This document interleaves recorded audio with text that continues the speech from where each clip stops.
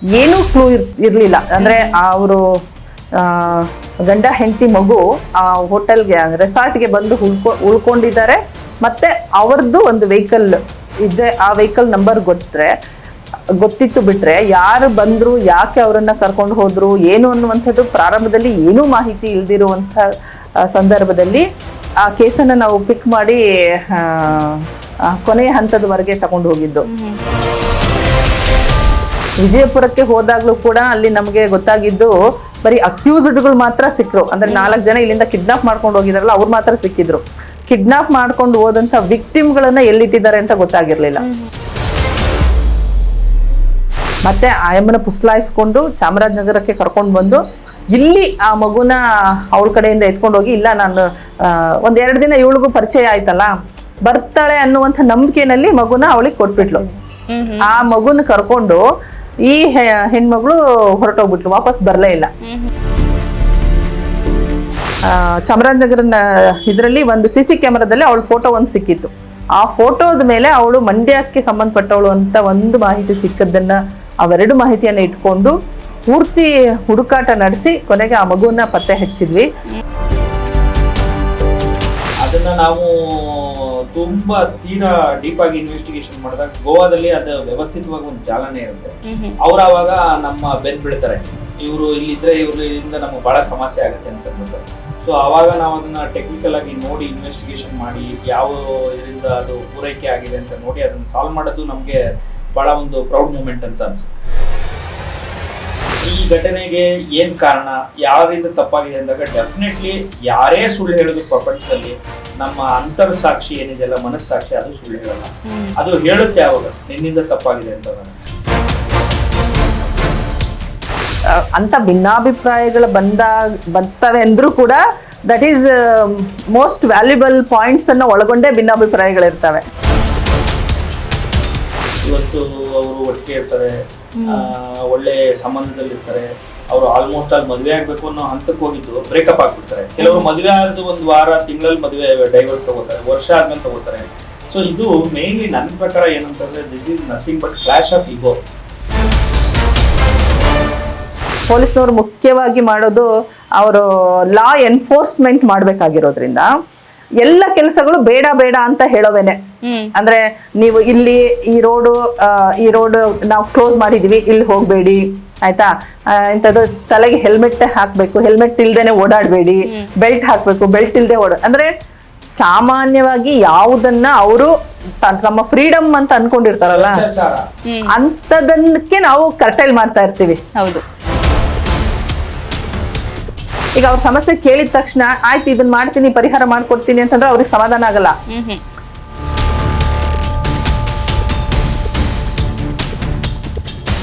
ನಮ್ಮ ಮನೆಯವರು ಯಾವಾಗ್ಲೂ ಹೇಳ್ತಾ ಇರ್ತಾರೆ, ಅವರು ಗುರುಪ್ರಸಾದ್ ಸರ್ ಅವ್ರದ್ದು ಒಂದು ಪುಸ್ತಕ ಇದೆ, ಫನ್ನಿ ಸೈಡ್ ಆಫ್ ಪೊಲೀಸಿಂಗ್ ಅಂತ ಹೇಳ್ಬಿಟ್ಟು.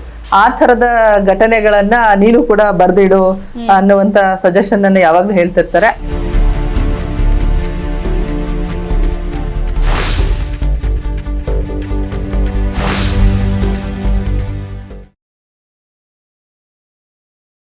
ಮ್ಯಾಮ್, ಇವಾಗ ನೀವು ಸಾಹಿತ್ಯ ಪ್ರೇಮಿ ಅಂತ ಕೂಡ ನಾವು ಕೇಳ್ಪಟ್ವಿ. ನಿಮ್ಗೆ ಎಷ್ಟು ಇಂಟ್ರೆಸ್ಟ್ ಇದೆ ಬುಕ್ ನ ಓದೋದಕ್ಕೆ? ಬುಕ್ ನ ನೀವು ಬರ್ದಿದ್ದೀರಾ ಕೂಡ, 2 ಬುಕ್ ನ. ಅದೆಲ್ಲ ಬರೆಯೋದಕ್ಕೆ ಇನ್ಸ್ಪಿರೇಷನ್ ಯಾರು ನಿಮ್ಗೆ? ನಾವು ಹೈಸ್ಕೂಲ್ ದಿನಗಳಿಂದನೇ ಸಾಹಿತ್ಯದ ಬಗ್ಗೆ ಆಸಕ್ತಿ ಬಂತು. ನಮ್ಮಲ್ಲಿ ನಮ್ಮ ಕನ್ನಡ ಟೀಚರ್ ಇದ್ರು ಹೈಸ್ಕೂಲಲ್ಲಿ, ರಾಜಶೇಖರಪ್ಪ ಅಂತ ಹೇಳಿ. ಅವರು ಮತ್ತೆ ಶಾಲೆನಲ್ಲಿ ಒಂದು ಅಭ್ಯಾಸ, ನಮಗೆ ಪ್ರತಿ ವಾರ ಒಂದು ಪುಸ್ತಕನ ಲೈಬ್ರರಿಯಿಂದ ಕೊಡುವಂತಹ ಒಂದು ವ್ಯವಸ್ಥೆ ಮಾಡ್ತಾ ಇದ್ರು. ಬರೀ ಕೊಟ್ಟು ಓದ್ಕೊಂಡು ಬಂದಿದ್ದನ್ನ ಕೂಡ ಮತ್ತೆ ವಾಪಸ್ ಕೇಳ್ತಾ ಇದ್ರು ಅವರು. ಆ ಹಿನ್ನೆಲೆಯಲ್ಲಿ ನಮಗೆ ಓದೋನ ಅಭಿರುಚಿ ಬೆಳೀತು. ಅದು ಒಮ್ಮೆ ಆ ಥರದ ಅಭಿರುಚಿ ಬೆಳೀತು ಅಂತಂದ್ರೆ ಅದು ತಂತಾನೆ ಎಲ್ಲ ಪುಸ್ತಕಗಳ ಕಡೆಗೆ ಕರ್ಕೊಂಡು ಹೋಗ್ಬಿಡುತ್ತೆ. ಆ ರೀತಿ ಓದೋ ಹವ್ಯಾಸ ಶುರುವಾಗಿದ್ದು. ಬರೆಯೋದಕ್ಕೆ ಕೂಡ ಹಾಗೇನೆ, ಬರೆಯೋದು ನಾನು ಹೈಸ್ಕೂಲ್ ದಿನಗಳಿಂದ ಕೂಡ ಕವಿತೆಗಳನ್ನ ಬರಿತಾ ಇದ್ದೆ. ಅಲ್ಲಿಂದ ಆ ಕವಿತೆಗಳನ್ನೆಲ್ಲ ಸೇರಿ 2 ಪುಸ್ತಕಗಳು ಬಂದಿರೋದು. ಮೊದಲನೇದು ಕಳೆದು ಹೋಗುವ ಮುನ್ನ ಅಂತ, ಮತ್ತೆ 2ನೇದು ಎದೆಯ ಕದ ಅಂತ ಹೇಳಿ ಒಂದು ಕವಿತೆಗಳ ಪುಸ್ತಕ ಬಂದಿದೆ. ಉಳಿದಂತೆ ಈಗ ಕೂಡ ಬರವಣಿಗೆ ಅಭ್ಯಾಸ ಇದೆ. ಅಂದ್ರೆ ಈಗ ಒಂದು ಚಿಕ್ಕ ಚಿಕ್ಕ ಲೇಖನಗಳನ್ನ ಆ ಥರದ್ದನ್ನೆಲ್ಲ ಬರಿತಾ ಇದ್ದೀನಿ. ಹಾಗೇನೆ ಚಿತ್ರದುರ್ಗದ ಭಾಗದ ಜನಜೀವನದ ಕುರಿತಂತೆ ಒಂದು ನಾವೆಲ್ ಕೂಡ ಬರಿಬೇಕು ಅಂತ ಶುರು ಮಾಡಿದ್ದೀನಿ. ಮತ್ತೆ ಕನ್ನಡ ಸಾಹಿತ್ಯವನ್ನ ನಾನು ಕಾಂಪಿಟೇಟಿವ್ ಎಕ್ಸಾಮ್ಸ್ಗೆ ಒಂದು ಸಬ್ಜೆಕ್ಟ್ ಆಗಿ ತಗೊಂಡಿದ್ರಿಂದ, ಮತ್ತೆ ನನ್ನ MA ಸಬ್ಜೆಕ್ಟ್ ಕೂಡ ಕನ್ನಡನೇ ಆಗಿದ್ದರಿಂದ ಸಾಹಿತ್ಯದ ಬಗ್ಗೆ ಸ್ವಲ್ಪ ಹೆಚ್ಚು ಪುಸ್ತಕಗಳ ಒಡನಾಟ ಉಂಟಾಗಿದೆ. ಆ ಹಿನ್ನೆಲೆಯಲ್ಲಿ ಬರವಣಿಗೆನೂ ಕೂಡ ಸಾಗ್ತಾ ಇದೆ. ಎಸ್, ಈ ಬಿಸಿ ಶೆಡ್ಯೂಲ್ ಅಲ್ಲಿ ನೀವು ಯಾವ ರೀತಿ ನಿಮ್ಮ ಬರವಣಿಗೆಗೆ ಸಮಯ ಕೊಡ್ತಾ ಇದ್ದೀರಾ ಹಾಗಾದ್ರೆ? ಬ್ಯುಸಿ, ಎಲ್ಲರೂ ಬ್ಯುಸಿನೇನೆ. ವಾಟ್ ಮೇಕ್ಸ್ ಅಂತಂದ್ರೆ ನಮ್ಮ ಪ್ರಯಾರಿಟೀಸ್ ಯಾವುದು ಅಂತ ಹೇಳ್ಬಿಟ್ಟು, ಹಾಗಾಗಿ ಈಗ ಅಫ್ಕೋರ್ಸ್ ಎಕ್ಸಿಕ್ಯೂಟಿವ್ ಜಾಬಲ್ಲಿ ಇದ್ದಾಗ ಕೆಲವು ದಿನಗಳು ತುಂಬಾನೇ ಬ್ಯುಸಿ ಇರುತ್ತೆ. ಅಂತ ದಿನಗಳಲ್ಲಿ ನಾವು ಬರೀಲಿಕ್ಕೆ ಅಥವಾ ಬೇರೆ ಯಾವ ಹವ್ಯಾಸಗಳಿಗೂ ಕೂಡ ಸಮಯ ಆಗೋದಿಲ್ಲ. ಆದ್ರೆ ಎಲ್ಲಾ ದಿನನೂ ಒಂದೇ ತರ ಇರಲ್ಲ. ಯಾವತ್ತು ಸಮಯ ಸಿಗುತ್ತೆ, ಅಟ್ಲೀಸ್ಟ್ 1 ಗಂಟೆ 2 ಗಂಟೆ ಆ ಥರದ್ದು ಸಿಕ್ಕಂಥ ಸಂದರ್ಭದಲ್ಲಿ ಓದೋದು ಮತ್ತೆ ಅದರ ಜೊತೆಗೆ ಬರೀತಕ್ಕಂಥದ್ದು. ಈಗ ಅದಕ್ಕೇನೆ ನಾನು ತುಂಬ ದೊಡ್ಡ ಪ್ರಬಂಧಗಳು ಅಥವಾ ಪುಸ್ತಕಗಳು ಬರೆಯೋದಕ್ಕಿಂತ ಚಿಕ್ಕದಾಗಿ ಏನು 1-2 ಗಂಟೆನಲ್ಲಿ ಬರೆದು ಮುಗಿಸುವಂಥ ವಿಷಯಗಳನ್ನೇ ಈಗ ಕಾನ್ಸಂಟ್ರೇಷನ್ ಮಾಡಿ ಬರಿತಾ ಇದ್ದೀನಿ. ನಮ್ಮ ಮನೆಯವರು ಯಾವಾಗಲೂ ಹೇಳ್ತಾ ಇರ್ತಾರೆ, ಅವರು ಗುರುಪ್ರಸಾದ್ ಸರ್ ಅವ್ರದ್ದು ಒಂದು ಪುಸ್ತಕ ಇದೆ, ಫನ್ನಿ ಸೈಡ್ ಆಫ್ ಪೊಲೀಸಿಂಗ್ ಅಂತ ಹೇಳ್ಬಿಟ್ಟು. ಆ ಥರದ ಘಟನೆಗಳನ್ನ ನೀನು ಕೂಡ ಬರ್ದಿಡು ಅನ್ನುವಂಥ ಸಜೆಷನ್ ಅನ್ನು ಯಾವಾಗಲೂ ಹೇಳ್ತಿರ್ತಾರೆ. ಆ ಥರದ ಘಟನೆಗಳನ್ನ ಯಾವುದು ನಮ್ಮ ವೃತ್ತಿ ಜೀವನದಲ್ಲಿ ಅಥವಾ ದೈನಂದಿನ ಬದುಕಿನಲ್ಲಿ ಇಂಪಾರ್ಟೆಂಟ್ ಅನ್ಸುತ್ತೆ ಮತ್ತೆ ಅದನ್ನ ಬರಿಬೇಕು ಅಂತ ಅನ್ಸುತ್ತೆ, ಅಂಥವನ್ನ ಬರಿತಾ ಹೋಗ್ತಾ ಇರ್ತೇನೆ. ಈಗ ಕಮಿಂಗ್ ಬ್ಯಾಕ್ ಟು ನಿಮ್ಮ ಲವ್ ಸ್ಟೋರಿ ಅಂತ ಬಂದಾಗ, ನೀವು ಆಗ್ಲೇ ನಿಮ್ಮ ಒಂದು ಮೆಮೊರೇಬಲ್ ಮೂಮೆಂಟ್ ನ ಹೇಳಿದ್ರಿ. ನಾನು ಈ ತರ ಏನೋ ಅಲ್ಲಿ ಎಲ್ಲೋ ಒಂದ್ ಕಡೆ ಇದ್ದೆ ಸರ್, ನನ್ನ ಹುಡುಕ್ತಾ ಇದ್ರು, ಅದು ಚೆನ್ನಾಗಿತ್ತು ನನ್ಗೆ ನೋಡೋದಕ್ಕೆ ಅಂತ. ಸರ್, ನೀವು ಆ ಹುಡುಕ್ಬೇಕಾದ್ರೆ ನಿಮ್ಗೆ ಹೆಂಗ್ ಅನಿಸ್ತಾ ಇತ್ತು ಮ್ಯಾಮ್? ಎಲ್ಲದ್ದು ಎಲ್ಲಿ ಕಾಣಿಸ್ಲಿಲ್ಲ ಅಂತ ಹೇಳ್ಬೇಕಾದ್ರೆ ನಿಮ್ಗೆ ಯಾವ ತರ ಫೀಲ್ ಆಯ್ತು? ಅದನ್ನ ನಮ್ ಜೊತೆ ಸ್ವಲ್ಪ ಶೇರ್ ಮಾಡ್ಕೊಳ್ಳಿ. ನಾವು ಅದು ಹೈದರಾಬಾದ್ ಅಲ್ಲಿ ಒಂದು ಮ್ಯೂಸಿಯಂ ಅಲ್ಲಿ ಅಂತ ಅನ್ಕೋತೀನಿ ನಾನು. ಏನ್ ಸಡನ್ ಆಗಿ ಜೊತೆಗಿದ್ದವ್ರು ಮಿಸ್ ಆಗ್ಬಿಟ್ರಲ್ಲಪ್ಪ, ಎಲ್ಲರೂ ಬೇರೆ ಕಡೆ ಹೋಗಿದಾರೆ, ಇವ್ರು ನಮ್ ಜೊತೆ ಇದ್ರು, ಮಿಸ್ ಆದ್ರು. ನಾನು ಯಾವ ರೀತಿ ಫೇಸ್ ಮಾಡೋದು ಸಿಚುಯೇಷನ್ ಅಂತ ನಾನು ಸ್ವಲ್ಪ ಟೆನ್ಸ್ ಆಗಿದ್ದೆ. ಆಮೇಲೆ ಇವರು ಮುಂದಗಡೆ ಬಂದ್ಮೇಲೆ ಕೈಮ್ ಬ್ಯಾಕ್ ಟು ನಾರ್ಮಲ್ಸಿ. ಅಲ್ಲ, ಕೋಪ ಬರ್ಲಿಲ್ವಾ ನಿಮ್ಗೆ ಅಂತ? ಕೋಪ ಇಲ್ಲ, ನನಗೆ ಏನನ್ನಿಸ್ತು ಅಂತಂದ್ರೆ ಮೋಸ್ಟ್ಲಿ ಇವ್ರದ್ದು ತುಂಬಾ ದೊಡ್ಡ ಮ್ಯೂಸಿಯಂ, ಸಲಾರ್ಜಂಗ್ ಮ್ಯೂಸಿಯಂ ತುಂಬಾ ದೊಡ್ಡದಿದೆ. ಒಂದು ಇಡೀ ದಿವಸ ಎಲ್ಲ ನೋಡ್ಬೋದು. ನನಗೆ ಅನ್ನಿಸ್ತು ಎಲ್ಲೋ ಇವ್ರು ಮಿಸ್ ಆಗಿದ್ದಾರೆ, ಎಲ್ಲೋ ಇದು ಅಂತ ಅಂದ್ಬಿಟ್ಟು. ಮಿಸ್ ಆದ್ರೂ ಏನೋ ಸಣ್ಣ ಮಕ್ಕಳೇನಲ್ವಲ್ಲ, ಅವರು ಒಬ್ರು ರೆಸ್ಪಾನ್ಸಿಬಲ್ DSP ಆವಾಗ KSPS ಬರ್ತಾರೆ. ಬಟ್ ನನ್ ಜೊತೆ ಬಂದಿದ್ ನಾನು ಮಿಸ್ ಮಾಡ್ಕೊಂಡು ವಾಪಸ್ ಒಬ್ನೇ ಹೋಗ್ಬೇಕಾಗಿ ಬಂತಲ್ಲ ಅನ್ನೋದು ಥಾಟ್ ಇತ್ತು ಅಷ್ಟೇ. So otherwise nothing to panic. ಈಗ ಲವ್ ಸ್ಟೋರಿ ಅಂತ ಬಂದಾಗ ಜಗಳ ಅದೆಲ್ಲ ಇದ್ದೇ ಇದೆ. ನಿಮ್ಮಿಬ್ರ ಜಗಳ ಆಡಿದಾಗ ಫಸ್ಟ್ ಸಾರಿ ಕೇಳ್ತಾ ಇದ್ದಿದ್ ಯಾರು?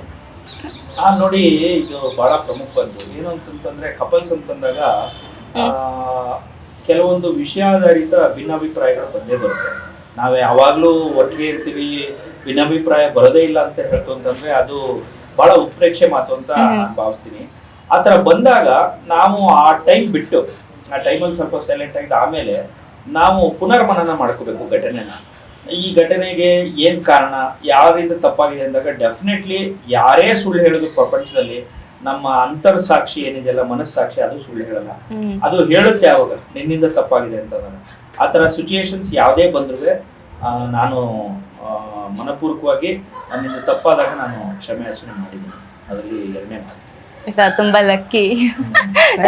ಅದು ಬೋತ್ ದ ಸೈಡ್. ಅಂದ್ರೆ ಈವನ್ ನನ್ನ ಕಡೆಯಿಂದ ಇದಾದ್ರೂ ಕೂಡ ನಾ ಹೇಳ್ತೇನೆ, ಅಂದ್ರೆ ವಿ ಕ್ಯಾನ್ ಅನಲೈಸ್ ಅಲ್ವಾ. ಅಂದ್ರೆ ಈಗ ನಾವ್ ಯಾರು ಈಗ ಚಿಕ್ಕ ಮಕ್ಳೇನಲ್ಲ, ಅಥವಾ ಈಗೇನ್ ಟೀನೇಜ್ ಅಲ್ಲಿ ಜೊತೆಲಿ ಇರ್ತಕ್ಕಂಥವ್ರು ಏನಲ್ಲ. ಹಾಗಾಗಿ ಅಂತ ಭಿನ್ನಾಭಿಪ್ರಾಯಗಳು ಬರ್ತವೆ ಅಂದ್ರೂ ಕೂಡ that is most valuable points ಅನ್ನ ಒಳಗೊಂಡೇ ಭಿನ್ನಾಭಿಪ್ರಾಯಗಳಿರ್ತವೆ. ಆತರ ಇದ್ದಾಗ ವಿ ವಿಲ್ ಡಿಸ್ಕಸ್ ನನ್ನದ ಅಭಿಪ್ರಾಯ ಇಲ್ಲ, ನಾನ್ ಬದಲಿಸ್ಕೊಳ್ಬೇಕಾ ಅನ್ನುವಂಥದ್ದ, ಅಥವಾ ಏನ್ ಚೇಂಜಸ್ ಇದೆ ಅದನ್ನ ಕೂತು ಮಾತಾಡ್ಕೊಂಡು ಸರಿ ಮಾಡ್ಕೊಳ್ತೇವೆ. ಆಮೇಲೆ ಬಹಳ ಪ್ರಮುಖವಾಗಿ ಏನು ಅಂತಂದ್ರೆ, ಇವತ್ತು ದಿವಸ ನಾವು ಸಮಾಜದಲ್ಲಿ ನೋಡ್ತಾ ಇರೋದು ಯುವ ಜನತೆ ಇವತ್ತು ಅವರು ಒಟ್ಟಿಗೆ ಇರ್ತಾರೆ, ಒಳ್ಳೆ ಸಂಬಂಧದಲ್ಲಿ ಇರ್ತಾರೆ. ಅವರು ಆಲ್ಮೋಸ್ಟ್ ಅಲ್ಲಿ ಮದುವೆ ಆಗ್ಬೇಕು ಅನ್ನೋ ಹಂತಕ್ಕೆ ಹೋಗಿದ್ದು ಬ್ರೇಕಪ್ ಆಗ್ಬಿಡ್ತಾರೆ. ಕೆಲವರು ಮದುವೆ ಆದ ಒಂದು ವಾರ ತಿಂಗಳಲ್ಲಿ ಮದುವೆ ಡೈವರ್ಸ್ ತಗೋತಾರೆ, ವರ್ಷ ಆದ್ಮೇಲೆ ತಗೋತಾರೆ. ಸೊ ಇದು ಮೇನ್ಲಿ ನನ್ನ ಪ್ರಕಾರ ಏನಂತಂದ್ರೆ, this is nothing but clash of ego. ನಾನತ್ವ ಅಂತ ಏನಿದೆಯಲ್ಲ ಅಹಂ ಅದರದ್ದು ಒಂದು ಪರಸ್ಪರ ಘರ್ಷಣೆಯಿಂದ ಈ ತರ ಆಯ್ತಾ ಇದೆ. ಸೊ ಅದಕ್ಕೆ ನಾವು ಅವಕಾಶ ಕೊಡಬಾರ್ದು. ನಮ್ಮ ಈ ಸಂಬಂಧಗಳು ಬಂದಾಗ ನಾವು ಯಾವಾಗ್ಲೂ ನಾವು ಯಾರ ಮಾತು ಕೇಳಬೇಕು ಅಂತಂದ್ರೆ ನಮ್ಮ ಮನಸ್ಸಾಕ್ಷಿ ಮಾತು ಕೇಳಬೇಕು. ಅದು ಯಾವತ್ತೂ ಸುಳ್ಳು ಹೇಳಲ್ಲ, ಅದು ಯಾವತ್ತೂ ನಿಮ್ಮನ್ನ ಮಿಸ್ಗೈಡ್ ಮಾಡಲ್ಲ. ಅದು ಹೆಂಗೆ ಹೇಳುತ್ತೆ ಹಂಗೆ ನೀವು ನಡೆದ್ರೆ ಡೆಫಿನೆಟ್ ಆಗಿ ಸಂಬಂಧಗಳು ಬಹಳ ಲಾಂಗ್ ಲಾಸ್ಟಿಂಗ್ ಇರುತ್ತೆ. ತುಂಬಾ ವರ್ಷಗಳ ಕಾಲವರೆಗೂ ಅದನ್ನ ಜೀವಿತವಾಗಿ ಉಳಿಸ್ಕೊಂಡು ನಾವು ಹೋಗ್ಬೋದು. ಎಸ್, ಈಗ ನಿಮ್ಮ ಲವ್ ಸ್ಟೋರಿ ತುಂಬಾ ಅದ್ಭುತವಾಗಿ ಮದುವೆ ಆಗಿ ಇವತ್ತು ಒಂದು ಹ್ಯಾಪಿ ಫ್ಯಾಮಿಲಿನ ಲೀಡ್ ಮಾಡ್ತಾ ಇದ್ದೀರಾ. ಸರ್, ನಿಮ್ಮ ಒಂದು ಎಜುಕೇಶನ್ ನೋಡೋದಾದ್ರೆ, ನಾವು ಆಗ್ಲೇ ಮ್ಯಾಮ್ ಎಜುಕೇಶನ್ ಬಗ್ಗೆ ಸ್ವಲ್ಪ ತಿಳ್ಕೊಂಡಿದ್ವಿ. ನಿಮ್ಮ ಒಂದು ಎಜುಕೇಶನ್ ನಾವು ನೋಡೋದಾದ್ರೆ ಏನು ಓದಿದ್ದೀರಾ? ನೋಡಿ, ನಾನು ತಮ್ಗೆ ಆಲ್ರೆಡಿ ಹೇಳ್ದಂಗೆ ನಮ್ಮ ಪ್ರಾಥಮಿಕ ಮತ್ತು ಹೈಯರ್ ಪ್ರಾಥಮಿಕ ವಿದ್ಯಾಭ್ಯಾಸ ಎಲ್ಲ ನಮ್ಮ ಬಳ್ಳೆ ಮತ್ತೆ ಬಲಚವಾಡಿ ಅಂತ ಗುಂಡ್ಲುಪೇಟೆ ತಾಲೂಕಲ್ಲಿ ಆಯ್ತು. ಆಮೇಲೆ ನಾವು ಮೈಸೂರಲ್ಲಿ ಓದ್ವು, ಗಣಪತಿ ಸಚ್ಚಿದಾನಂದ ಸ್ವಾಮೀಜಿಗಳದ್ದು ಶಾಲೆ ಇದೆ, ಅಲ್ಲಿ ಓದ್ವು. ಆಮೇಲೆ high school Mysuru Sadvidya high school, that is a very good school. ಅದಾದ್ಮೇಲೆ PUC ನಾವು JSS ಮಾಡಿದ್ವು. ಅದಾದ್ಮೇಲೆ ನಾನು AMI ಅಂತ ಒಂದು ಕೋರ್ಸ್ ಇದೆ, ಚಾರ್ಟೆಡ್ ಇಂಜಿನಿಯರಿಂಗ್ ಅಂತ, ಅದನ್ನ ಮಾಡಿದೆ ನಾನು. ಅದು ಬರೀ ಎಕ್ಸಾಮಿನೇಷನ್ ಕಂಡಕ್ಟ್ ಆಗುತ್ತೆ, ನಾವೇ ಸ್ವತಃ ಓದ್ಕೊಂಡು ಮಾಡಬೇಕು. ಅದು ಹೆಡ್ ಕ್ವಾರ್ಟರ್ಸ್ ಕಲ್ಕಟ್ಟಾದಲ್ಲಿದೆ.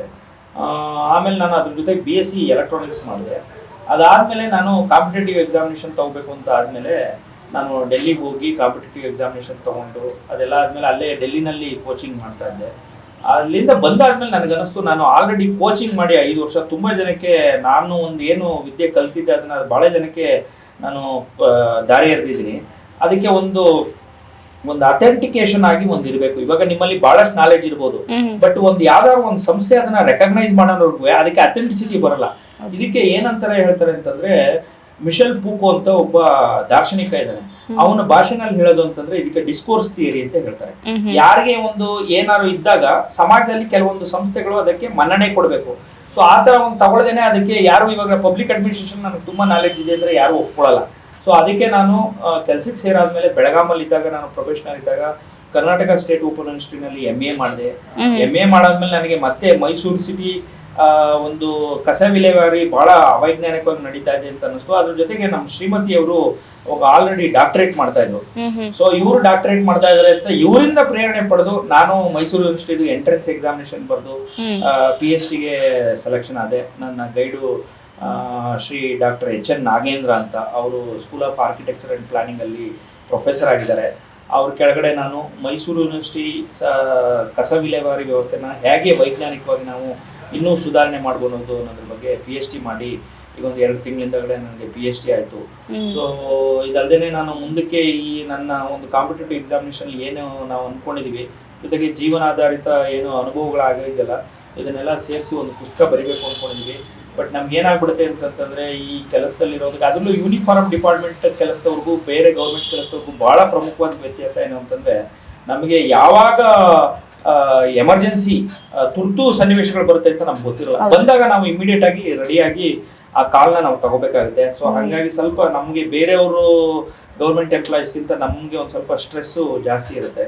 ಸೊ ಇದೊಂದು ಸ್ವಲ್ಪ ಕಡಿಮೆ ಆದಾಗ ನಾವು ಅದನ್ನ ಕಾರ್ಯಗತ ಮಾಡಬೇಕು ಅಂತ ಅನ್ಕೊಂಡಿದ್ದೀವಿ. ನಿಮ್ದು ಟ್ರೈನಿಂಗ್ ಆದ್ಮೇಲೆ ನಿಮ್ಗೆ ಎಲ್ಲೆಲ್ಲಿಗೆ ಪೋಸ್ಟ್ ಆಯ್ತು ಸರ್? ನೋಡಿ, ನಮ್ದು 1 ವರ್ಷ ಟ್ರೈನಿಂಗ್ KPNL ಆದ್ಮೇಲೆ 2011 ಇಸ್ವಿ ಜೂನಲ್ಲಿ ನಾವು ಹೊರಗಡೆ ಬಂದ್ಮೇಲೆ ನನಗೆ ಫಸ್ಟ್ ಪೋಸ್ಟಿಂಗು ರಾಯಚೂರಲ್ಲಿ ಕೊಟ್ಟರು. ರಾಯಚೂರಲ್ಲಿ ಮಾನ್ವಿನಲ್ಲಿ ನಾನು ವರ್ಕ್ ಮಾಡಿದೆ. ಅದಾದ್ಮೇಲೆ ಉತ್ತರ ಕನ್ನಡ ಜಿಲ್ಲೆ ನೈಸರ್ಗಿಕ ಸಂಪತ್ತಿಗೆ ಬಹಳ ಹೆಸರುವಾಸಿಯಾದಂಥ ಜಿಲ್ಲೆ, ಅಲ್ಲಿ ದಾಂಡೇಲಿನಲ್ಲಿ ನಾನು ಕೆಲಸ ಮಾಡಿದೆ. ದಾಂಡೇಲಿ ಆದ್ಮೇಲೆ ಮತ್ತೆ ಬೆಳಗಾಮಲ್ಲಿ ತುಂಬಾ ಕ್ರೈಮ್ ರೇಟ್ ಜಾಸ್ತಿ ಇತ್ತು. ಅವಾಗ ಬೆಳಗಾಮಲ್ಲಿ ಕಳ್ಳಬಟ್ಟಿ ಬಹಳ ಜೋರಾಗಿ ಮಾಡ್ತಾ ಇದ್ರು. ಹಾಗಾಗಿ ಬೆಳಗಾಮಲ್ಲಿ ರಾಮದುರ್ಗದಲ್ಲಿ ಪೋಸ್ಟಿಂಗ್ ಮಾಡಿದ್ರು ನನಗೆ. ಆಮೇಲೆ ಅಲ್ಲಿ ತುಂಬಾ ಚೆನ್ನಾಗಿ ಕೆಲಸ ಮಾಡಿದೆ ಅಂತ ನನಗೆ ಬೆಳಗಾಂ ಸಬ್ ಡಿವಿಷನ್ ಹಾಕೊಂಡ್ರು. ಅದೆಲ್ಲ ಆದ್ಮೇಲೆ ಉತ್ತರ ಕನ್ನಡ ಭಾಗದಲ್ಲಿ ಗೋವಾದಿಂದ ಬರ್ತಕ್ಕಂಥ ಅಕ್ರಮ ಮದ್ಯದ್ದು ಕಳ್ಳ ಸಾಗಾಣಿಕೆ ಬಹಳ ವ್ಯವಸ್ಥಿತವಾಗಿ ನಡೀತಾ ಇತ್ತು. ಅಲ್ಲೊಬ್ಬ ತುಂಬಾ ಒಳ್ಳೆ ಆಫೀಸರ್ ಬೇಕು ಅಂತ ನನಗೆ ಯಲ್ಲಾಪುರ ಸಬ್ ಡಿವಿಷನ್ DSP ಹಾಕಿದ್ರು. ಅದೆಲ್ಲ ಆದ್ಮೇಲೆ ನಾವು ಮುಗಿಸ್ಕೊಂಡು ಹುಣಸೂರಿಗೆ ಬಂದ್ವು. ಹುಣಸೂರು ಆದ್ಮೇಲೆ ಮಂಡ್ಯದಲ್ಲಿ ವರ್ಕ್ ಮಾಡಿದ್ದೆ ನಾನು. ಮಂಡ್ಯ ಆದ್ಮೇಲೆ ನಾನು DC ಆಗಿ ಚಿತ್ರದುರ್ಗ, ಗದಗು, ಹಾವೇರಿ, ಕಾರವಾರದಲ್ಲಿ ಮಾಡಿದೆ, ಚಾಮರಾಜನಗರದಲ್ಲಿ ಮಾಡಿದೆ. ಇವಾಗ ಪ್ರಸ್ತುತ ನಾನು ಮಂಡ್ಯದಲ್ಲಿ ಕೆಲಸ ಮಾಡ್ತಾ ಇದ್ದೀನಿ. ಎಸ್ ಮ್ಯಾಮ್, ಹಾಗಾದ್ರೆ ನಿಮ್ದು ಕೋರ್ಸ್ ಆದ್ಮೇಲೆ ಅಂದ್ರೆ ಟ್ರೈನಿಂಗ್ ಪೀರಿಯಡ್ ಆದ್ಮೇಲೆ ನಿಮ್ಗೆ ಎಲ್ಲೆಲ್ಲಿ ಪೋಸ್ಟ್ ಆಯ್ತು? ನನ್ನ KPNL ಕರ್ನಾಟಕ ಪೊಲೀಸ್ ಅಕಾಡೆಮಿನಲ್ಲಿ ಟ್ರೈನಿಂಗ್ ಮುಗಿದ ನಂತರ ನಾವು 1 ಇಯರ್ ಪ್ರಾಕ್ಟಿಕಲ್ ಟ್ರೈನಿಂಗ್ಗೆ ಹಾಸನ ಜಿಲ್ಲೆಗೆ ಹಾಕಿದ್ರು. ಹಾಸನ ಜಿಲ್ಲೆಯನ್ನ ಮುಗಿಸ್ಕೊಂಡ ನಂತರ ಮೊದಲ ಪೋಸ್ಟಿಂಗು ಮಂಗಳೂರು ನಗರದಲ್ಲಿ ಸೆಂಟ್ರಲ್ ಸಬ್ ಡಿವಿಷನ್ ಅಲ್ಲಿ ನಾನು ACP ಆಗಿ ಕೆಲಸವನ್ನು ಮಾಡಿದೆ. ಅದಾದ ನಂತರ ಮೈಸೂರಿಗೆ ಬಂದೆ. ಮೈಸೂರಲ್ಲಿ ACP ಆಗಿ ಕೆಲಸ ಮಾಡಿದ್ದು. ಮೈಸೂರು ACP ಆದ ನಂತರ ನಮಗೆ ನಾನ್ IPS ಪ್ರಮೋಷನ್ ಸಿಕ್ತು. ಆ ಪ್ರಮೋಷನ್ ಕೊಟ್ಟಾಗ ಮೈಸೂರಿನಲ್ಲೇನೆ ಟ್ರೈನಿಂಗ್ ಕಾಲೇಜ್ ಪ್ರಿನ್ಸಿಪಲ್ ಆಗಿ ಕೆಲಸ ಮಾಡಿದ್ದೀನಿ. ಅಲ್ಲಿಂದ ACB ನಲ್ಲಿ ಸದರನ್ ರೇಂಜ್ ACB SP ಆಗಿ ಕೆಲಸ ಮಾಡಿದೆ. ಮೈಸೂರಲ್ಲಿ ಟ್ರಾಫಿಕ್ ಮ್ಯಾನೇಜ್ಮೆಂಟ್ಗೆ ಸಂಬಂಧಪಟ್ಟಂತೆ DCP ಆಗಿ ಕೆಲಸ ಮಾಡಿದ್ದೀನಿ. ನಂತರ ಇಂಟೆಲಿಜೆನ್ಸ್ ಅಲ್ಲಿ ಕೂಡ ಬ್ಯಾಂಗ್ಳೂರು ಡಿವಿಷನ್ ಮತ್ತು ಮೈಸೂರು ಡಿವಿಷನಲ್ಲಿ ಕೆಲಸ ಮಾಡಿದ್ದೀನಿ. 4 ವರ್ಷಗಳ ಕಾಲ DCRE ನಲ್ಲಿ ಕೆಲಸ ಮಾಡ್ತೇನೆ. ನನ್ನ 2ನೇ ಮಗು ಹುಟ್ಟಿದ ನಂತರ ನಾನೇನು ಮೆಟರ್ನಿಟಿ ಲೀವ್ ಮುಗಿಸ್ಕೊಂಡು ಬಂದಲ್ಲ, ಆ ನಂತರ ನಾವು DCREಗೆ ಪೋಸ್ಟಿಂಗ್ಸ್ ತಗೊಂಡೆ. ಅಲ್ಲಿ ಮಗು ದೊಡ್ಡದಾಗೋವರೆಗೂ ಕೂಡ ಅಂದರೆ 4 ವರ್ಷಗಳ ಕಾಲ ಅಲ್ಲೇನೆ ಕೆಲಸ ಮಾಡಿದೆ. ಅಲ್ಲಿಂದ ಈಗ ಚಾಮರಾಜನಗರ ಜಿಲ್ಲೆನಲ್ಲಿ ಪೊಲೀಸ್ ವರಿಷ್ಠಾಧಿಕಾರಿಗಳಾಗಿ ಕೆಲಸ ಮಾಡ್ತಾ ಇದ್ದೀನಿ.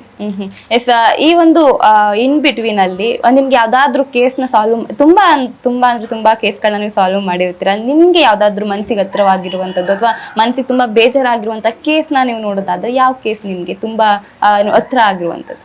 ಅಂದ್ರೆ ಈಗ ಆಬ್ವಿಯಸ್ಲಿ ಬೇರೆ ಎಷ್ಟೊಂದು ಕೇಸ್ಗಳು ACP ಇದ್ದಾಗಿಂದ ಹಿಡಿದು ಇಲ್ಲಿವರೆಗೂ ತುಂಬಾ ಕೇಸ್ಗಳನ್ನ ಅಟೆಂಡ್ ಮಾಡಿರ್ತೀವಿ. ಅದ್ರಲ್ಲಿ ಈಗ ತುಂಬಾ ರೀಸೆಂಟ್ ಆಗಿ ತುಂಬಾ ಫ್ರೆಶ್ ಮೆಮೊರಿ ಇರುವಂತಹ ಕೇಸ್ ಅಂತಂದ್ರೆ ಇತ್ತೀಚೆಗೆ ಬಂಡೀಪುರ ರೆಸಾರ್ಟ್ ಅಲ್ಲಿ ಅಂದ್ರೆ ಕಂಟ್ರಿ ಕ್ಲಬ್ ರೆಸಾರ್ಟ್ ಅಲ್ಲಿ ಬಂದಿರ್ತಕ್ಕಂಥ ಗೆಸ್ಟ್ಗಳನ್ನ ಯಾರೋ ಕಿಡ್ನಾಪ್ ಮಾಡ್ಕೊಂಡು ಹೋದ್ರು. ಅದು ಆ ಕೇಸ್ಗೆ ಸಂಬಂಧಪಟ್ಟಂತೆ ತುಂಬಾ ಕ್ವಿಕ್ ಆಗಿ ನಾವು ರಿಯಾಕ್ಟ್ ಮಾಡಿಬಿಟ್ಟು ನಮ್ಮ ಪೊಲೀಸ್ನರಿಗೆ ಮಾಹಿತಿ ಸಿಕ್ಕಂತ 24 ಗಂಟೆಗಳ ಒಳಗೇನೆ ನಾವು ಯಾರು ಕಿಡ್ನಾಪ್ ಮಾಡ್ಕೊಂಡು ಹೋಗಿದ್ರು ಅವರನ್ನ ವಿಜಯಪುರದಲ್ಲಿ ಹೋಗಿ ಬಂಧಿಸಿದ್ವಿ ನಾವು. ಅದು ಒಂದು ತುಂಬಾ ಇಂಪಾರ್ಟೆಂಟ್ ಆದ ಕೇಸ್. ಅದು ಯಾಕೆ ಅದು ಇಂಪಾರ್ಟೆಂಟ್ ಆಗುತ್ತೆ ಅಂತಂದ್ರೆ ಏನೂ ಕ್ಲೂ ಇರ್ಲಿಲ್ಲ. ಅಂದ್ರೆ ಅವರು ಗಂಡ ಹೆಂಡತಿ ಮಗು ಆ ಹೋಟೆಲ್ಗೆ ರೆಸಾರ್ಟ್ಗೆ ಬಂದು ಉಳ್ಕೊಂಡಿದ್ದಾರೆ. ಮತ್ತೆ ಅವ್ರದ್ದು ಒಂದು ವೆಹಿಕಲ್ ಇದೆ. ಆ ವೆಹಿಕಲ್ ನಂಬರ್ ಗೊತ್ತಿತ್ತು ಬಿಟ್ರೆ ಯಾರು ಬಂದ್ರು, ಯಾಕೆ ಅವರನ್ನ ಕರ್ಕೊಂಡು ಹೋದ್ರು, ಏನು ಅನ್ನುವಂಥದ್ದು ಪ್ರಾರಂಭದಲ್ಲಿ ಏನೂ ಮಾಹಿತಿ ಇಲ್ದಿರುವಂಥ ಸಂದರ್ಭದಲ್ಲಿ ಆ ಕೇಸನ್ನ ನಾವು ಪಿಕ್ ಮಾಡಿ ಕೊನೆಯ ಹಂತದವರೆಗೆ ತಗೊಂಡು ಹೋಗಿದ್ದು. ಅಲ್ಲಿ ಆ ಕಾರ್ಯಾಚರಣೆ ಇದೆಯಲ್ಲ ಪೂರ್ತಿಯಾಗಿ ಅಂದ್ರೆ CC ಕ್ಯಾಮರಾ ಪರಿಶೀಲನೆ ಮಾಡೋದ್ರಿಂದ ಹಿಡಿದು ರೆಸಾರ್ಟ್ ಅಲ್ಲಿ ಕೆಲಸ ಮಾಡ್ತಕ್ಕಂಥ ಎಲ್ಲ ಕೆಲಸಗಾರರನ್ನ ಇಂಟ್ರಾಗೇಷನ್ ಮಾಡಿ ಅಲ್ಲಿ ಅವರಿಂದ ಮಾಹಿತಿಯನ್ನ ಪಡ್ಕೊಂಡು ಆ CC ಕ್ಯಾಮರಾದಲ್ಲಿ ಯಾರು ಅಕ್ಯೂಸ್ಡ್ಗಳದ್ದು ವೆಹಿಕಲ್ ನಂಬರ್ ಅನ್ನ ಟ್ರೇಸ್ ಮಾಡಿಕೊಂಡು ಮತ್ತೆ ಪುನಃ ಅವರು ಯಾವ ರೋಡಲ್ಲಿ ಹೋದ್ರು ಅಂತ ಎಲ್ಲ ಟೋಲ್ಗಳಲ್ಲಿ ಅವ್ರನ್ನ ಚೆಕ್ ಮಾಡಿ ಕೊನೆಗೆ ಅವರು ವಿಜಯಪುರಕ್ಕೆ ಹೋಗಿ ತಲುಪಿದಾರೆ ಅಂತ ಗೊತ್ತಾಯ್ತು. ವಿಜಯಪುರಕ್ಕೆ ಹೋದಾಗ್ಲೂ ಕೂಡ ಅಲ್ಲಿ ನಮಗೆ ಗೊತ್ತಾಗಿದ್ದು ಬರೀ ಅಕ್ಯೂಸ್ಡ್ಗಳು ಮಾತ್ರ ಸಿಕ್ಕರು. ಅಂದ್ರೆ 4 ಜನ ಇಲ್ಲಿಂದ ಕಿಡ್ನಾಪ್ ಮಾಡ್ಕೊಂಡು ಹೋಗಿದಾರಲ್ಲ ಅವ್ರು ಮಾತ್ರ ಸಿಕ್ಕಿದ್ರು. ಕಿಡ್ನಾಪ್ ಮಾಡ್ಕೊಂಡು ಹೋದಂತ ವಿಕ್ಟಿಮ್ಗಳನ್ನ ಎಲ್ಲಿಟ್ಟಿದ್ದಾರೆ ಅಂತ ಗೊತ್ತಾಗಿರ್ಲಿಲ್ಲ. ಮತ್ತೆ ಅವರನ್ನ ಒಂದು ವಿಶೇಷ ತಂಡವನ್ನ ರಚಿಸ್ಬಿಟ್ಟು ಎಲ್ಲ ಪ್ರಯತ್ನಗಳ ನಂತರ ಅವರನ್ನು ಕೂಡ ಪತ್ತೆ ಹಚ್ಚಿ ಕರ್ಕೊಂಡು ಬಂದ್ವಿ. ಈ ಕಾರ್ಯಾಚರಣೆ ಇದೆಯಲ್ಲ ತುಂಬಾ ಫಾಸ್ಟ್ ಆಗಿ, ಯಾಕೆಂದ್ರೆ ಕಿಡ್ನಾಪ್ ಆಗಿರುವಂತಹ ವ್ಯಕ್ತಿಗಳ ಜೀವಕ್ಕೆ ಏನಾದರೂ ಅಪಾಯ ಆಗಬಹುದು ಅನ್ನುವಂಥದ್ದನ್ನ ನಾವು ಮುಂದಾಲೋಚನೆ ಮಾಡಿಕೊಂಡು ತುಂಬಾ ಶೀಘ್ರವಾಗಿ ನಾವು ಕಾರ್ಯಾಚರಣೆ ಮಾಡಿದ್ರಿಂದ 24 ಗಂಟೆ ಒಳಗೇನೆ ಅವರನ್ನ ವಿಕ್ಟಿಮ್ಗಳನ್ನ ನಾವು ಸೇವ್ ಮಾಡಿ ಕರ್ಕೊಂಡ್ ಬರ್ಲಿಕ್ಕೆ ಸಾಧ್ಯ ಆಯ್ತು. ಜೊತೆಗೆ ಅಕ್ಯೂಸರ್ಗಳನ್ನ ಕೂಡ ಅರೆಸ್ಟ್ ಮಾಡಿದ್ವಿ. ಜನಸಾಮಾನ್ಯರು ಹೇಳ್ತಾ ಇದ್ರು ಪೊಲೀಸ್ಗಳು ಎಲ್ಲ ಆದ್ಮೇಲೆ ಬರ್ತಾರೆ ಅಂತ, ಆ ಮಾತನ್ನ ನೀವು ಸುಳ್ಳು ಮಾಡಿದ್ರಿ ಅನ್ನೋ. ಹೌದು. ಹಾಗೆ ಮತ್ತೆ ಇನ್ನೊಂದು ಇಂಟ್ರೆಸ್ಟಿಂಗ್ ಕೇಸು ಇದೆ ಅಂತಂದ್ರೆ ಇದರಲ್ಲಿ ಒಂದು ತಾಯಿ ಮಗುನ 2 ವರ್ಷದ ಮಗುನ ಕರ್ಕೊಂಡು ಮಲೆಮಹದೇಶ್ವರ ಬೆಟ್ಟಕ್ಕೆ ಬಂದ್ಲು. ಆಯಮ್ಮನ್ಗೆ ಸ್ವಲ್ಪ ಮಾನಸಿಕವಾಗಿ ಅಷ್ಟೊಂದು ಸೌಂಡ್ ಇಲ್ಲ ತಾಯಿ. ಅದನ್ನ ನೋಡ್ಬಿಟ್ಟು ಅಲ್ಲಿ ಮಲೆಮಹದೇಶ್ವರ ಬೆಟ್ಟದಲ್ಲಿ ಇರ್ತಕ್ಕಂಥ ಇನ್ನೊಬ್ಬ ಹೆಣ್ಮಗಳು ಆಯಮ್ಮ ಭಿಕ್ಷೆ ಬೇಡಂತವಳು, ನೀನ್ ಮಗು ಕೊಡು, ನಾನ್ ಭಿಕ್ಷೆ ಬೇಡ್ಕೊಂಡು ಬಂದ್ ಹಣನ ನಿನಗೂ ಕೊಡ್ತೀನಿ ಅಂತ ಅಲ್ಲಿ ಕೇಳಿದಾಳೆ. ಬಟ್ ನೋಡಿ ತಾಯಿ ಹೇಗೆ ಇದ್ರು ಕೂಡ ಅದಕ್ಕೆ ಒಪ್ಪಲ್ಲ ಅಂತ ಅನ್ನೋದಕ್ಕೆ ಅಲ್ಲಿ ಆಯಮ್ಮ ಅವಳಿಗೆ ಮಗುನ ಕೊಟ್ಟಿಲ್ಲ ಮಲೆಮಹದೇಶ್ವರ ಬೆಟ್ಟದಲ್ಲಿ. ಮತ್ತೆ ಆಯಮ್ಮನ ಪುಸ್ಲಾಯಿಸ್ಕೊಂಡು ಚಾಮರಾಜನಗರಕ್ಕೆ ಕರ್ಕೊಂಡು ಬಂದು ಇಲ್ಲಿ ಆ ಮಗುನ ಅವಳ ಕಡೆಯಿಂದ ಎತ್ಕೊಂಡು ಹೋಗಿ, ಇಲ್ಲ ನಾನು 1-2 ದಿನ ಇವಳಿಗೂ ಪರಿಚಯ ಆಯ್ತಲ್ಲ ಬರ್ತಾಳೆ ಅನ್ನುವಂಥ ನಂಬಿಕೆನಲ್ಲಿ ಮಗುನ ಅವಳಿಗೆ ಕೊಟ್ಬಿಟ್ಲು. ಆ ಮಗುನ ಕರ್ಕೊಂಡು ಈ ಹೆಣ್ಮಗಳು ಹೊರಟೋಗ್ಬಿಟ್ಲು, ವಾಪಸ್ ಬರ್ಲೇ ಇಲ್ಲ. ಆಗ ಮಗು ಕಾಣೆಯಾಗಿದೆ ಅಂತ ನಮ್ಮ ಇಲ್ಲಿ ನಗರ ಪೊಲೀಸ್ ಠಾಣೆಗೆ ಅವರು ಬಂದು ದೂರನ್ನು ಕೊಟ್ಟಾಗ ಇಲ್ಲೂ ಅಷ್ಟೇನೆ ಒಂದು ಕ್ಲೂನು ಇಲ್ಲ. ಅಂದ್ರೆ ಮಗು ಹೆಸರು ಒಂದು ಗೊತ್ತು, ತಾಯಿ ಇವಳು ಅಂತ ಗೊತ್ತು ಬಿಟ್ರೆ ಕರ್ಕೊಂಡು ಹೋಗಿರೋರು ಯಾರು, ಅವ್ರದ್ದು ಏನು ಐಡೆಂಟಿಟಿನೂ ಇಲ್ಲ, ಮತ್ತೆ ಎಲ್ಲಿ ಕರ್ಕೊಂಡು ಹೋಗಿದ್ದಾರೆ, ಯಾಕೆ ಕರ್ಕೊಂಡು ಹೋಗಿದ್ದಾರೆ, ಒಂದು ಮಾಹಿತಿನೂ ಇರಲಿಲ್ಲ. ಅಂಥ ಒಂದು ಕಠಿಣವಾದ ಪರಿಸ್ಥಿತಿ ಇತ್ತು. ಮತ್ತೆ ನಾವು ಆ ಕರ್ಕೊಂಡು ಹೋದಂಥ ಮಹಿಳೆ ಕೂಡ ಅಯ್ಯಮ್ಮನ್ಗೂ ಕೂಡ ಅವಳ ಹವ್ಯಾಸಗಳೇನಿದೆಯಲ್ಲ, ಅಂದ್ರೆ ಅವಳ ಅಭ್ಯಾಸಗಳು, ಅವಳು ಸ್ವಲ್ಪ ಕುಡಿಯೋ ಚಟಕ್ಕೆ ಒಳಗಾಗಿರ್ತಕ್ಕಂಥವಳು, ಮತ್ತೆ ಮಾನಸಿಕವಾಗಿ ಅಷ್ಟೊಂದು ಸ್ಟ್ರಾಂಗ್ ಇಲ್ಲ. ಅಂದ್ರೆ ಎಲ್ಲಿ ಬೇಕಂದ್ರೆ ಅಲ್ಲೇ ಮಲಗುವಂಥದ್ದು ಅಥವಾ ಮಗುನ ಎಲ್ಲಾದ್ರೂ ಬಿಟ್ಬಿಡ್ಲಿಕ್ಕೆ ಸಾಧ್ಯತೆ ಇದೆ ಅನ್ನುವಂಥ ಒಂದು ಪರಿಸ್ಥಿತಿ ಇದೆ ಅಂತ ನಮಗೆ ಗೊತ್ತಾದ್ಮೇಲೆ ಬಹಳ ಆತಂಕಕ್ಕೊಳಗಾದ್ವಿ ನಾವು. ಯಾಕಂದ್ರೆ 2 ವರ್ಷದ ಮಗು, ಇವಳು ಎಲ್ಲೋ ಕುಡಿದು ಮಲಗ್ಬಿಟ್ಟಿದ್ದಾಳೆ ಅಂತಂದ್ರೆ ಮಗು ಮತ್ತೆಲ್ಲಾರು ಹೊರಟೋಯ್ತಾ ಅಥವಾ ಬೇರೆ ಯಾರು ಕರ್ಕೊಂಡು ಹೋಗ್ಬಿಟ್ರೆ ಹೇಗಪ್ಪ ಅಂತೇಳಿ. ಬಟ್ ನಮ್ಮ ಪೊಲೀಸ್ ತಂಡ ಎಷ್ಟು ಚುರುಕಾಗಿ ಕೆಲಸ ಮಾಡ್ತು ಅಂತಂದ್ರೆ ಕೊನೆಗೆ ಈ ತರ ಅಲ್ಲಿ MM ಹಿಲ್ಸ್ ಇಂದ ಹಿಡಿದು ನಮಗೆ ಒಂದು ಮಾಹಿತಿ ಏನು ಇಲ್ಲಿ ಗೊತ್ತಾಗಿದ್ದು ಅಂತಂದ್ರೆ ಅವಳು ಬಸ್ ಸ್ಟಾಪ್ ಇಂದ ರೈಲ್ವೆ ಸ್ಟೇಷನ್ಗೆ ಹೋದ್ಲು, ಒಂದು ಆಟೋನಲ್ಲಿ ಹತ್ಕೊಂಡು ಹೋದ್ಲು ಅನ್ನೋಂಥದ್ದಷ್ಟೇ ಮಾಹಿತಿ ಸಿಕ್ಕಿದ್ದು. ಅಲ್ಲಿಂದ ನಾವು ಪೂರ್ತಿ ರೈಲ್ವೆ ಇದರಿಂದ ನಮ್ಮ ಚಾಮರಾಜನಗರ ರೈಲ್ವೆ ಸ್ಟೇಷನ್ ಇಂದ ಮೈಸೂರು, ಶ್ರೀರಂಗಪಟ್ಟಣ, ಪೂರ್ತಿ ಬೆಂಗಳೂರಿಗೆ ಹೋಗೋ ತನಕ ಎಲ್ಲ ರೈಲ್ವೆ ಸ್ಟೇಷನ್ಗಳಲ್ಲಿ ಹುಡುಕಿ ಕೊನೆಗೆ ಅವಳ ಅಡ್ರೆಸ್ಸು ಅಂದ್ರೆ ಇಲ್ಲಿ ಚಾಮರಾಜನಗರ ಇದರಲ್ಲಿ ಒಂದು CC ಕ್ಯಾಮರಾದಲ್ಲಿ ಅವಳ ಫೋಟೋ ಒಂದು ಸಿಕ್ಕಿತ್ತು.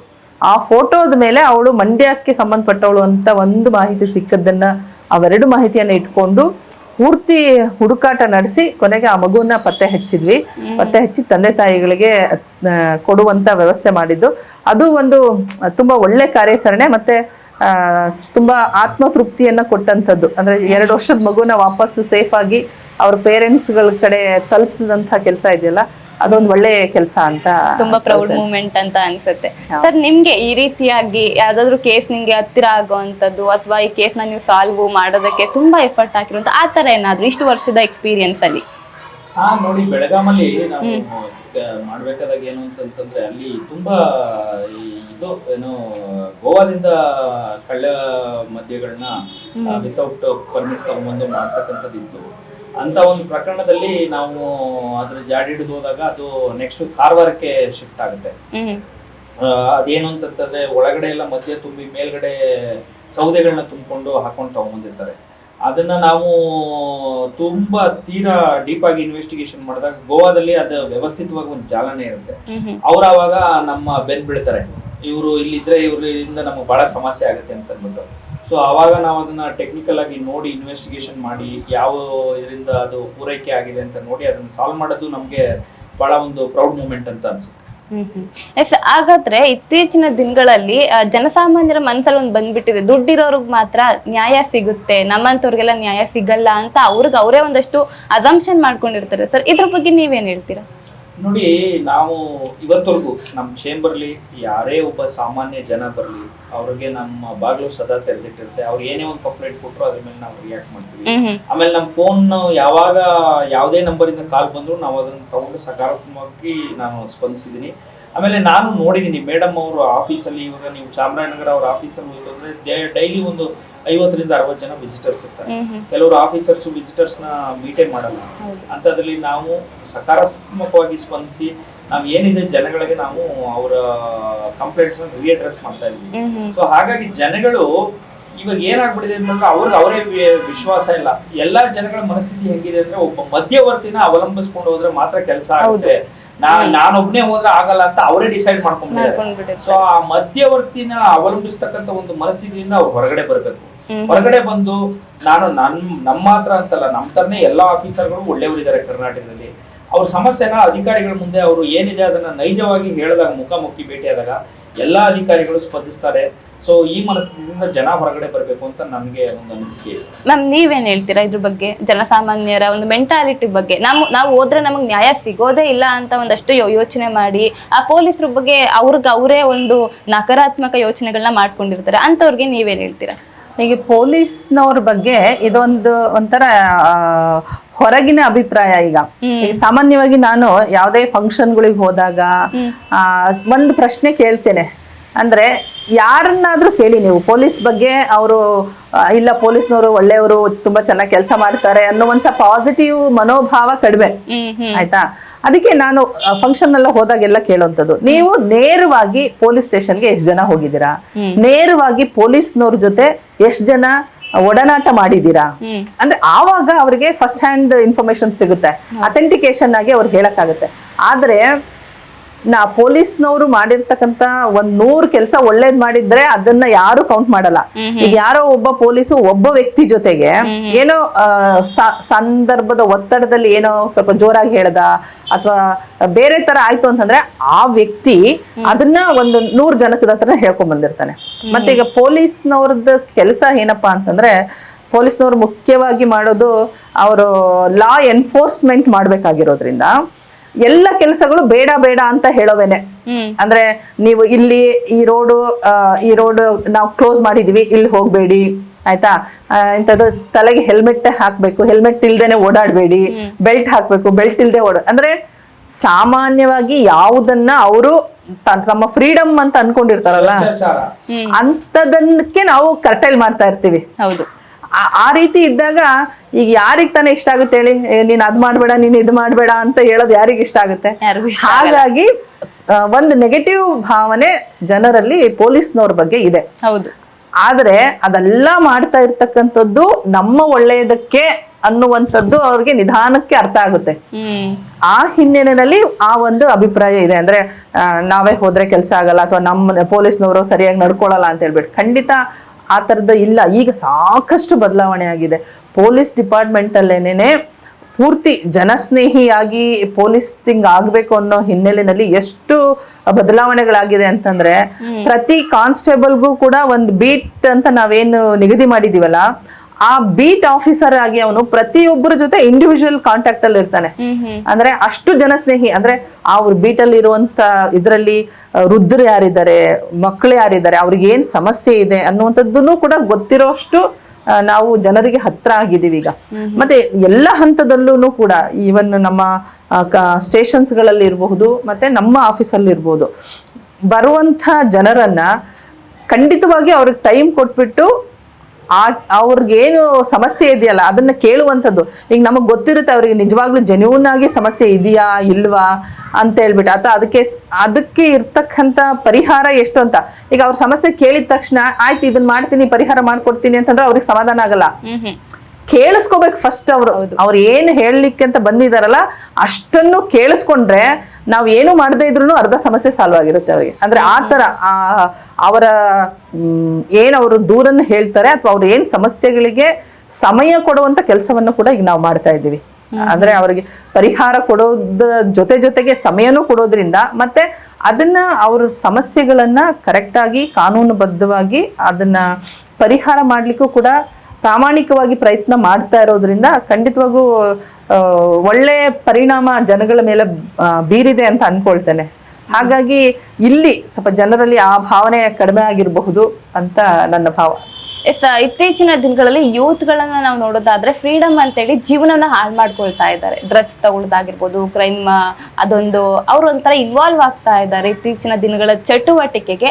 ಅಂತ ಒಂದು ಯೂತ್ಗೆ ನೀವೇನ್ ಹೇಳಕ್ ಇಷ್ಟಪಡ್ತೀರಾ? ಎಲ್ಲ ಒಂದ್ ಕಡೆ ಹಾಳು ಮಾಡ್ಕೊಳ್ತಾ ಇದ್ದಾರೆ ಫ್ರೀಡಮ್ ಅನ್ನೋ ಹೆಸರಲ್ಲಿ ಅಂತ ಅನ್ಸುತ್ತಾ ನಿಮ್ಗೆ? ಖಂಡಿತವಾಗಿ ಈಗ ಡ್ರಗ್ ವಿಷಯಕ್ಕೆ ಬಂದಾಗ ಅವರು ಫ್ರೀಡಮ್ ಅನ್ನೋ ಪ್ರಶ್ನೆನೇ ಇಲ್ಲ ಅಲ್ಲಿ. ಆಯ್ತಾ? ಅದು ಅವ್ರು ಏನ್ ಮಾಡ್ತಾ ಇದ್ದಾರೆ ಅದು ಅವರ ಕೆಡುಕಿಗೆ ಮಾಡ್ಕೊಳ್ತಾ ಇರುವಂತದ್ದು. ಅದಕ್ಕೇನೆ ಕರ್ನಾಟಕ ಸರ್ಕಾರ ಕೂಡ ಡ್ರಗ್ಸ್ ಫ್ರೀ ಕರ್ನಾಟಕ ಮಾಡ್ಬೇಕು ಅಂತ ತುಂಬಾ ಪ್ರಯತ್ನ ಮಾಡ್ತಾ ಇದೆ. ಹಂಗೆ ನಮ್ಮ ಇಲಾಖೆ ವತಿಯಿಂದ ಎಷ್ಟು ಪ್ರೋಗ್ರಾಮ್ಸ್ ಗಳನ್ನ ಅವೇರ್ನೆಸ್ ಮೂಡಿಸೋದಕ್ಕೆ ನಾವು ಮಾಡ್ತಾ ಇದ್ದೀವಿ ಅಂತಂದ್ರೆ, ಮೊನ್ನೆ ರೀಸೆಂಟ್ ಆಗಿ ಪೊಲೀಸರನ್ನ ಅಂತ ಇಡೀ ರಾಜ್ಯಾದ್ಯಂತ ಮಾಡಿದ್ರು. ಬೆಂಗಳೂರಿಂದ ಹಿಡಿದು ಎಲ್ಲಾ ಜಿಲ್ಲಾ ಕೇಂದ್ರಗಳಲ್ಲೂ, ಇಲ್ಲೂ ಚಾಮರಾಜನಗರದಲ್ಲೂ ಕೂಡ ನಾವು ಪೊಲೀಸರನ್ನು ಮಾಡಿ ಒಂದು ಸುಮಾರು 2,500 3,000 ಜನ ಅಲ್ಲಿ ಭಾಗವಹಿಸಿದ್ರು. ಆ ಪೊಲೀಸ್ ರನ್ನಲ್ಲಿ ನಮ್ದು ಒಂದು ಧ್ಯೇಯವಾಕ್ಯ ಇದ್ದಂಥದ್ದು ಕೂಡ ಡ್ರಗ್ಸ್ ಫ್ರೀ ಕರ್ನಾಟಕ ಅಂತಾನೆ, ಮತ್ತೆ ಫಿಟ್ನೆಸ್ ಫಾರ್ ಆಲ್ ಅಂತ. ನಾವು ಎಲ್ಲಾ ಶಾಲಾ ಕಾಲೇಜುಗಳ ಹಂತಗಳಲ್ಲಿ ಠಾಣಾ ವ್ಯಾಪ್ತಿನಲ್ಲಿರ್ತಕ್ಕಂಥ ಎಲ್ಲಾ ಶಾಲಾ ಕಾಲೇಜುಗಳಿಗೆ ಅವೇರ್ನೆಸ್ ಅನ್ನ, ಡ್ರಗ್ಸ್ ಇಂದ ಏನೇನ್ ತೊಂದರೆ ಆಗುತ್ತೆ ಅನ್ನುವಂಥ ಅವೇರ್ನೆಸ್ ಅನ್ನ ಮೂಡಿಸ್ತಾ ಇದ್ದೇವೆ. ಒಂದು ವಿಶೇಷವಾದಂಥ ಪ್ರೋಗ್ರಾಮ್ ಆಗಿ ಹೈಸ್ಕೂಲ್ ಮತ್ತೆ ಕಾಲೇಜು ವಿದ್ಯಾರ್ಥಿನಿಯರಿಗೆ ಒಂದು ಭಾಷಣ ಸ್ಪರ್ಧೆಯನ್ನು ಕೂಡ ನಾವು ಜಿಲ್ಲಾ ಮಟ್ಟದ್ದು ಇತ್ತೀಚೆಗೆ ಆಯೋಜನೆ ಮಾಡಿದ್ದೆ ಚಾಮರಾಜನಗರ ಜಿಲ್ಲಾ ಪೊಲೀಸ್ ವತಿಯಿಂದ. ಅಂದ್ರೆ ಮಾದಕ ವಸ್ತುಗಳ ಸೇವನೆಯಿಂದ ಆಗ್ತಕ್ಕಂಥ ದುಷ್ಪರಿಣಾಮಗಳು ಅನ್ನೋ ವಿಚಾರವನ್ನ ಕೊಟ್ಬಿಟ್ಟು ಅದಕ್ಕೆ ನಾವಲ್ಲಿ ಚರ್ಚಾ ಸ್ಪರ್ಧೆ ಇಡ್ಲಿಲ್ಲ. ಈಗ ನೋಡಿ, ಚರ್ಚೆ ಮಾಡೋದಾದ್ರೆ ಅದು ಫಾರ್ ಎಗನೆಸ್ಟ್ ಅಂತ, ಅಂದ್ರೆ ಮಾಡ್ಬೇಕು ಬೇಡ ಅನ್ನೋಂತ ಒಂದು ಪ್ರಶ್ನೆ ಬರುತ್ತೆ. ಆದ್ರೆ ನಮ್ಮ ಉದ್ದೇಶ ಏನೋ ಆ ಸೇವನೆಯಿಂದ ಅದು ದುಷ್ಪರಿಣಾಮನೇ ಅನ್ನುವಂಥದ್ದು ಮಕ್ಕಳ ಮನಸ್ಸಲ್ಲಿ ಆಳವಾಗಿ ಕುತ್ಕೊಳ್ಬೇಕು ಅನ್ನೋ ಉದ್ದೇಶಕ್ಕೆ ಭಾಷಣವನ್ನ ಅದೇ ವಿಷಯ ಕೊಟ್ಬಿಟ್ಟು ಇಟ್ವಿ. ಅದರಲ್ಲಿ ಇಡೀ ಜಿಲ್ಲೆಯಾದ್ಯಂತ 200ಕ್ಕೂ ಹೆಚ್ಚು ಮಕ್ಕಳು ಭಾಗವಹಿಸಿ 2 ಕೆಟಗರಿನಲ್ಲಿ ಪ್ರಥಮ ಮತ್ತು ದ್ವಿತೀಯ ಸ್ಥಾನದ ಪ್ರೈಸಸ್ ಅನ್ನ ಕೊಡೋದ್ರ ಜೊತೆಗೆ ಪ್ರೋತ್ಸಾಹದಾಯಕವಾಗಿ ಅಂದ್ರೆ 10 ಎಕ್ಸ್ಟ್ರಾ ಪ್ರೈಸಸ್ಗಳನ್ನು ಕೂಡ ಮಕ್ಕಳಿಗೆ ಒದಗಿಸಿ ಅದು ಒಂದು ತುಂಬಾ ಒಳ್ಳೆ ಪ್ರೋಗ್ರಾಮ್ ಮಾಡಿದ್ವಿ. ಜೊತೆಗೆ ಎಷ್ಟು ನಾವು ನಾರ್ಕೋಟಿಕ್ಸ್ ಡ್ರಗ್ಸ್ಗಳ ಬಗ್ಗೆ ಕೇಸ್ ಮಾಡ್ತಿದ್ದೀವಿ ಅಂತಂದ್ರೆ ಚಾಮರಾಜನಗರ ಜಿಲ್ಲೆ ಹೆಚ್ಚು ಪ್ರಕರಣಗಳು ದಾಖಲಾಗ್ತಕ್ಕಂಥ ಜಿಲ್ಲೆಗಳಲ್ಲಿ ಒಂದಾಗಿದೆ. ನಮ್ಮ ರಾಮಾಪುರದಲ್ಲಿ ಇತ್ತೀಚೆಗೆ 185 ಗಾಂಜಾ ಗಿಡಗಳನ್ನು ಬೆಳೆದಿದ್ದಂಥದ್ದು. ಒಟ್ಟು 244 kg ಗಾಂಜಾ ಗಿಡಗಳು ಒಂದೇ ಕೇಸಲ್ಲಿ ಆ ತರ ಅದು. ಮತ್ತೆ ಇನ್ನು ಲಾಸ್ಟ್ ಕಳೆದ ವರ್ಷ 37 ಕೇಸುಗಳನ್ನ ನಾವು NDPS ಅಡಿನಲ್ಲಿ ಮಾಡಿದ್ವಿ. ಈಗ ಆಲ್ರೆಡಿ ನಮ್ಮಲ್ಲಿ 22 ಪ್ರಕರಣಗಳು ದಾಖಲಾಗಿದೆ. ಇನ್ನು ಈಗ ಮಾರ್ಚ್ ತಿಂಗಳಿದು 22 ಪ್ರಕರಣಗಳು ದಾಖಲಾಗಿದೆ. ಮತ್ತೆ ಕ್ವಾಂಟಿಟಿ ಕೂಡ ನಾವು NDPS ಆಕ್ಟ್ಗೆ ಸಂಬಂಧಪಟ್ಟಂತೆ ಯಾರು ಗಾಂಜಾವನ್ನ ಸೇವನೆ ಮಾಡ್ತಾರಲ್ಲ ಅವ್ರಿಗೂ ಕೂಡ ನಾವು ಕೇಸನ್ನ ಹಾಕ್ಬೋದು. ಆದ್ರೆ ನಮ್ಮ ಚಾಮರಾಜನಗರ ಪೊಲೀಸ್ನವರು ನಾವು ಪೆಡ್ಲರ್ಸ್ ಮತ್ತೆ ಯಾರು ಕಮರ್ಷಿಯಲ್ ಪಾಯಿಂಟ್ ಆಫ್ ವ್ಯೂ ನಲ್ಲಿ ಕೆಲಸವನ್ನ ಮಾಡ್ತಾ ಇದ್ದಾರೆ, ಆ ಸಾಗಾಣಿಕೆ ಮಾಡುವಂಥವ್ರು, ಸಂಗ್ರಹಿಸಿಡುವಂಥವ್ರು, ಅಂಥವ್ರನ್ನ ಫೋಕಸ್ ಮಾಡಿ ನಾವು ಕ್ವಾಲಿಟಿ ಕೇಸಸ್ ಅನ್ನ ಮಾಡ್ತಿದ್ದೆ. ಅಂದ್ರೆ ಕನ್ಸ್ಯೂಮರ್ಸ್ಗೆ ಕೇಸಸ್ ಅನ್ನು ಮಾಡದೆ ಮಾರಾಟ ಮಾಡ್ತಕ್ಕಂಥವ್ರು ಮತ್ತೆ ಅದನ್ನ ಸಂಗ್ರಹಿಸಿ ಇಟ್ಬಿಟ್ಟು ಹಣ ಮಾಡಲಿಕ್ಕೆ ಬಳಕೆ ಮಾಡ್ತಕ್ಕ ಯಾರು ಪ್ರಯತ್ನ ಪಡ್ತಿದ್ದಾರೆ ಅಂಥವ್ರಿಗೆ ಫೋಕಸ್ ಮಾಡಿ ಕೇಸಸ್ ಅನ್ನ ಮಾಡ್ತಾ ಇರೋದ್ರಿಂದ ಸಾಕಷ್ಟು ಈಗ ಹಿಡಿತಕ್ಕೆ ಬಂದಿದೆ. ಕಳೆದ ವಾರ ಕಂಟಿನ್ಯೂಸ್ ಆಗಿ ಪ್ರತಿ ದಿನ ಒಂದೊಂದು ಗಾಂಜಾ ಕೇಸ್ಗಳನ್ನ ಮಾಡಿದ್ವಿ. ಅದರಲ್ಲಿ ಒಂದರಲ್ಲಿ 3 kg 600 ಗ್ರಾಮು, ಇನ್ನೊಂದರಲ್ಲಿ 1 kg ಆ ರೀತಿಯಾದಂಥ ಪ್ರಕರಣಗಳನ್ನು ದಾಖಲಿಸ್ತಾ ಇದ್ದು ಡ್ರಗ್ಸ್ ಅನ್ನ ಮಟ್ಟ ಹಾಕ್ಲಿಕ್ಕೆ ಏನೇನು ಪೊಲೀಸ್ ಕಡೆಯಿಂದ ಎನ್ಫೋರ್ಸ್ಮೆಂಟ್ ಮತ್ತೆ ಅವೇರ್ನೆಸ್ಗೆ ಸಂಬಂಧಪಟ್ಟಂತೆ ಎಲ್ಲ ಕೆಲಸವನ್ನ ಮಾಡ್ತಾ ಇದ್ದೇವೆ.